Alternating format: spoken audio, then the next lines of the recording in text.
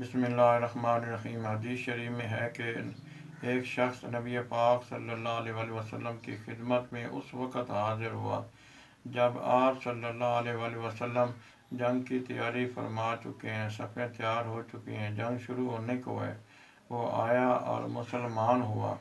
پھر آپ صلی اللہ علیہ وسلم سے پوچھتا ہے، یا حضرت، اگر میں اس جنگ میں جاؤں، شہید ہو جاؤں تو مجھے کیا ملے گا؟ آپ صلی اللہ علیہ وسلم نے فرمایا کہ اللہ تبارک و تعالیٰ راضی ہوگا اور تجھے جنت عطا فرمائے گا۔ اس نے کہا، بس اتنی سی بات ہے کہ اس جنگ میں جانا ہے، شہید ہونا ہے، تب اللہ تبارک و تعالیٰ راضی ہوگا اور مجھے جنت ملے گی۔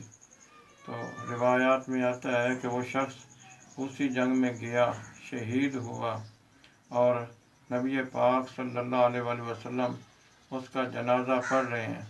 صحابہ کرام رشک فرما رہے ہیں کہ دیکھو اللہ تعالیٰ نے اس کی کیسی بلند قسمت بنائی ہے کہ تھوڑی دیر میں مسلمان ہوا اور شہید ہو کر جنت میں پہنچا۔ نہ نمازیں پڑھی، نہ روزے رکھے، نہ حجیں کی، نہ زکاتیں دی، اللہ تعالیٰ نے تھوڑی دیر میں جنت میں اعلیٰ مرتبہ عطا فرمایا۔ دعا ہے کہ اللہ تبارک و تعالیٰ ہم سب کو بھی ایسا مرتبہ عطا فرمائے۔ اسی بات پر علامہ اقبال نے کہا تھا، شہادت ہے مطلوب و مقصود مومن، نہ مال غنیمت نہ کشور کشائی۔